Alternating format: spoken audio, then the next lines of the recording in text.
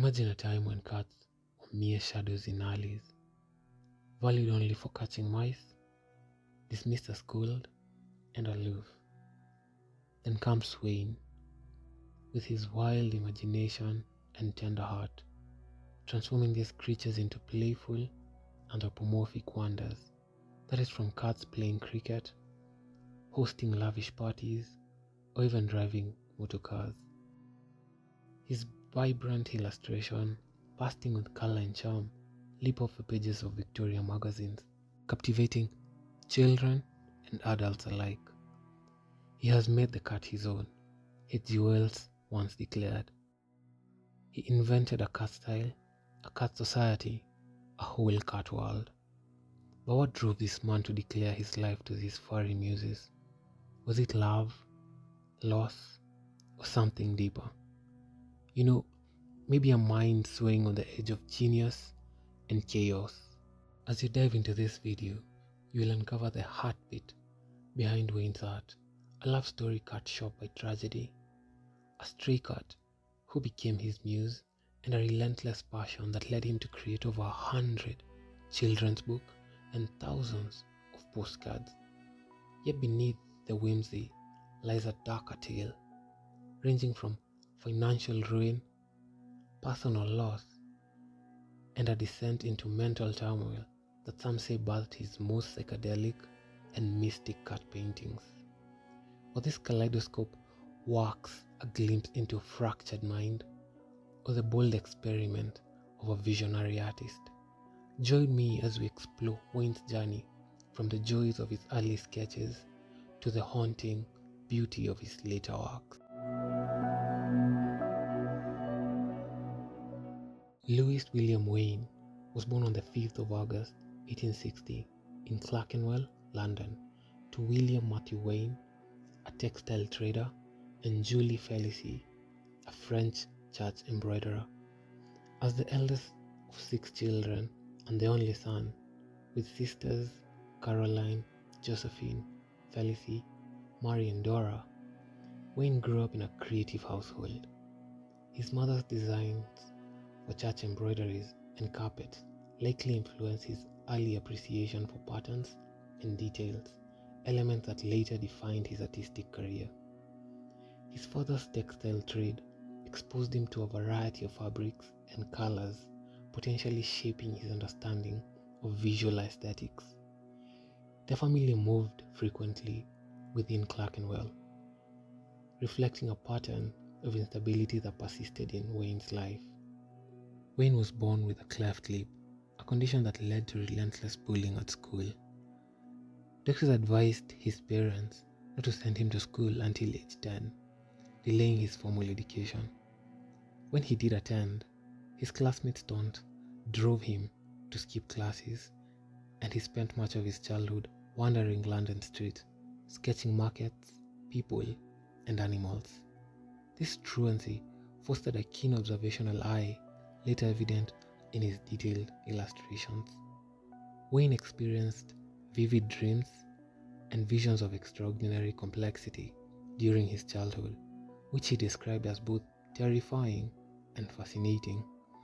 These experiences, rarely documented, may have foreshadowed his later abstract and psychedelic works, suggesting an early inclination towards surrealism. The Wain family dynamics were unconventional. None of his 5 sisters ever married, and they lived with their mother for their entire lives. 2 of his sisters, Clary and Felicie, were talented artists, but it was Louis who bore the responsibility of supporting the family after his father's death in 1880. This burden, combined with the family's history of mental health issues, most notably his youngest sister's, Marie's, institutionalization for insanity in 1901, shaped Wain's early life. His sister Marie's condition, satisfied at the age of 34, leading to her death in 1913, may have had a profound emotional impact on Wain, giving his own later mental health struggles. At age 17 in 1877, Wain enrolled at the West London School of Art, where he excelled under notable instructors. His time there was formative, providing him with technical skills and exposure to London's vibrant art scenes. By 1880, he had qualified as an artist and briefly served as an assistant master, a role that supplemented his income but did not fulfill his creative ambitions. Wain's artistic career began in 1881 with his first published drawing, Balficence of the Lawrence, a naturalistic illustration sold to the Illustrated Sporting and Dramatic News. This marked his entry into professional illustration, though his early works were not yet focused on cats. Instead, he specialized in animals and rural scenes, contributing to periodicals under the patronage of editor Sir William Ingram. These early illustrations showcased his ability to capture animal personalities with warmth and detail, a skill that would later define his cat-centric career.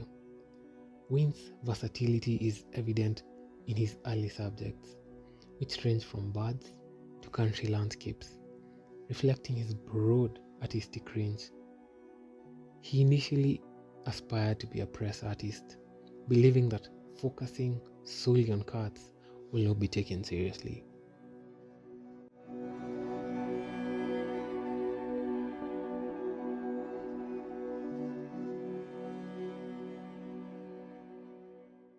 Wain married Emily Richardson on the 30th January of 1884 at St. Mary's Chapel in Hampstead, London. Emily, born in 1843, was 10 years older than Wain and had served as a governess for his 5 younger sisters. Their marriage was considered scandalous in Victorian England due to the age difference and Emily's lower social status as a governess, which clashed with Wain's family's middle-class background. The union also faced strong opposition from Wain's mother and his older sister. Despite this, the couple settled in Hampstead, where they began their life together. Tragically, shortly after their marriage, Emily was diagnosed with breast cancer, a devastating blow that defined their brief time together. To comfort her during her illness, Wain and Emily adopted a stray black and white kitten named Peter, found mewing in the rain one night. Peter became a source of joy for Emily, and Wain's sketches of the kitten in playful human poses, such as wearing glasses, reading books, or performing tricks, brought Emily immense happiness. Emily's delight in these drawings prompted her to encourage Wain to submit them for publication, a decision that would later launch his career as a cat artist. Emily's illness progressed rapidly, and she passed away in January 1887, just 3 years after their wedding. Her death left Wain heartbroken, but by then his cat illustrations had begun to gain traction. His first published cat drawing appeared in the Illustrated London News in 1884, followed by his breakthrough work, A Kitten's Christmas Party, in 1886 Christmas edition, featuring 150 anthropomorphized cats celebrating in 11 panels. Although Emily did not live to see the full extent of Wain's fame, her encouragement was important, as he later acknowledged Peter's role in his success. Following his breakthrough, Wain's career flourished. He illustrated over 100 children's books, and his work appeared in over 1,000 postcards. He was also the president of the National Cat Club from 1898 to 1911, a position that further solidified his status as a cat enthusiast. He was also a vocal advocate for the animal welfare, supporting organizations like the Society for the Protection of Cats and the Anti-Vivisection Society.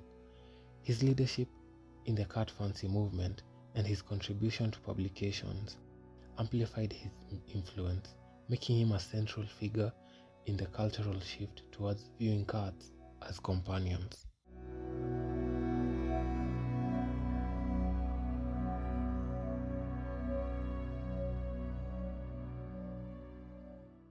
Before long, everything began to tumble. Due to Wain's lack of business acumen, which exacerbated his early financial struggles.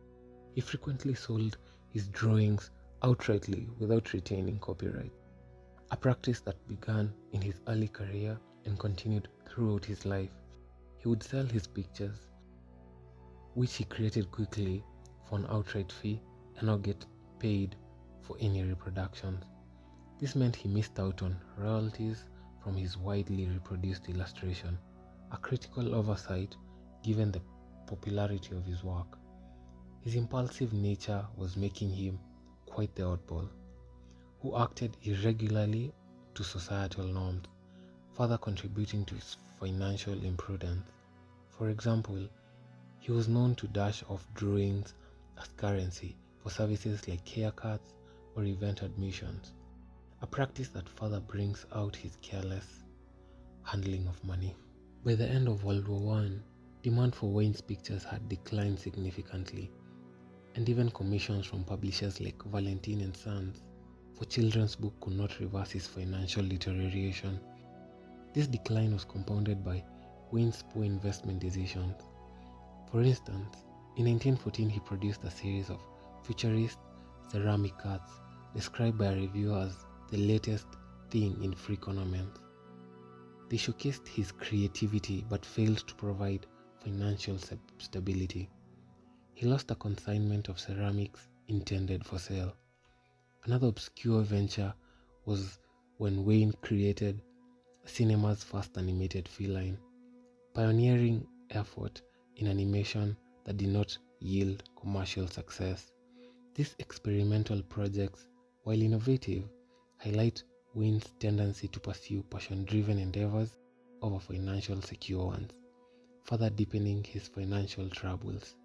His impulsive nature meant he often acted without considering long-term financial consequences, such as investing in risky ventures or signing unadvantageous contracts. Wain's mental health decline became evident during World War I period, with increasing paranoia and aggression noted by his sisters. A crucial event was a 1914 head injury from an omnibus accident, which left him in a coma for 3 weeks and required 6 months of rest. Some, including his sisters, attributed his later madness to this injury, though its exact impact is debated. Financial stress from supporting his family and poor investments, like a lost ceramic consignment in 1915, compounded his struggles.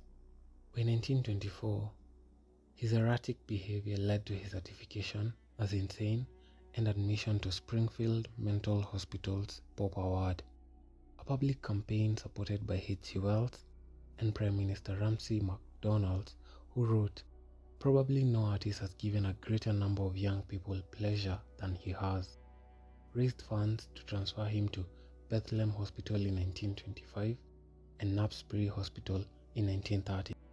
At Knapsbury, Wain was described as a very gentle, amiable old man who was always clean and neat. He continued creating art, including Christmas decorations on mirrors despite his condition. Wain was diagnosed with schizophrenia, but modern interpretations question this, suggesting maybe autism or the effects of his head injury. Some psychiatrists have proposed toxoplasmosis, a parasitic infection from cats, as a possible cause, though this remains speculative. His sister's Marie institutionalization in 1901 for mental illness and later dying in 1913 indicates a family history rarely highlighted in earlier accounts. Wain's childhood of visions of extraordinary complexities may have also predisposed him to altered perceptions. In November 1938, a stroke further declined his health, leaving him bedridden and unable to speak until his death in the 4th of July 1939 at Knapsbury Hospital. During his time in mental hospitals, particularly at Knapsbury, Wain produced his most iconic psychedelic art paintings, characterized by vibrant colors, geometric patterns, and abstract forms. These works, often called kaleidoscope cuts, showcase cuts dissolving into fractal-like designs with jagged electric auras or swirling patterns resembling Hindu deities.